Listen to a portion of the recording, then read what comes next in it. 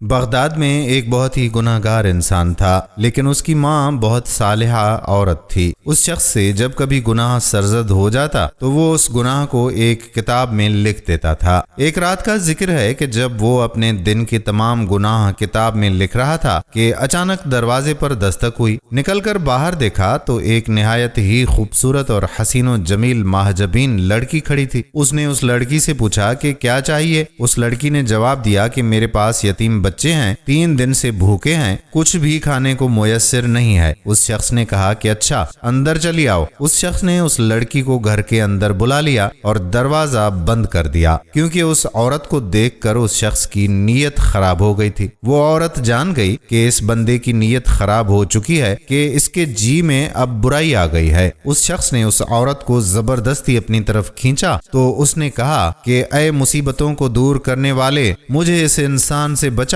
اور اے اپنے مرنے کو بھول جانے والے انسان، مجھے تو موت سے غافل نظر آتا ہے کہ تم نے اس سے کوئی سبق حاصل نہیں کیا کہ تم سے بہتر اور طاقتور لوگوں کو موت کھا گئی، ان کو بھی اس دنیا سے سوائے تھوڑی سی روزی اور کپڑے کے کچھ بھی نصیب نہ ہوا، اور جو منزلیں اور بڑے بڑے گھر انہوں نے آباد کیے تھے وہ بھی یہیں رہ گئے، اور تو خود بھی کل یا اگلے روز تنہا قبرستان میں پہنچ کر ان کی ہمسائیگی میں چلا جائے گا۔ اے میرے پروردگار، میری فریاد کو سن اور اس انسان سے مجھے بچا۔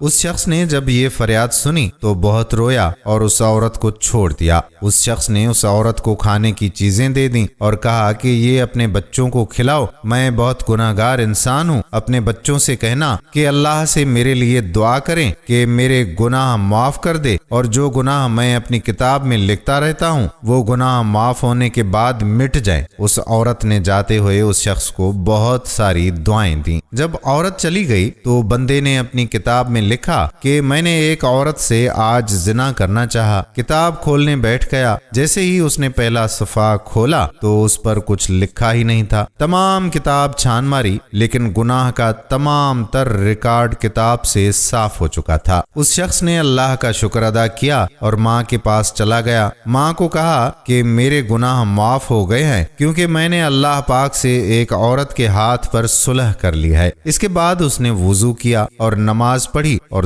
دعا کی کہ اے رحمان، جیسے آپ نے میرے گناہ مٹا دیے، اب مجھے اپنے پاس بلا لیں۔ یہ کہہ کر سجدہ کیا۔ ماں نے جب دیکھا کہ سجدہ طویل ہو گیا ہے تو اس کو حرکت دی، دیکھا کہ اس کی روح پرواز کر چکی ہے اور اس کا انتقال ہو چکا تھا۔ دوستو، ہم سے قدم قدم گاہے بگاہے گناہ سرزد ہوتے رہتے ہیں، کبھی جانے میں تو کبھی انجانے میں یہ گناہ ہم کر بیٹھتے ہیں، لیکن اللہ پاک بخشنے والا ہے۔ توبہ کے دروازے ہمیشہ کھلے ہوتے ہیں۔ اگر سچے دل سے ہم گناہوں سے توبہ کر لیں تو انشاءاللہ اللہ عز و جل ہمیں معاف فرما دیں گے۔ ناظرین گرامی، اگر آپ کو ہماری آج کی یہ ویڈیو پسند آئی ہے تو اپنے دوستوں کے ساتھ اسے شیئر ضرور کر دیں۔ کیا پتا کہ یہ بات کسی کے دل میں اتر جائے اور وہ گناہوں سے توبہ کر لے۔ آنے والی ویڈیو تک اپنے میزبان قادر بخش کلہوڑوں کو اجازت دیجیے۔ اللہ حافظ۔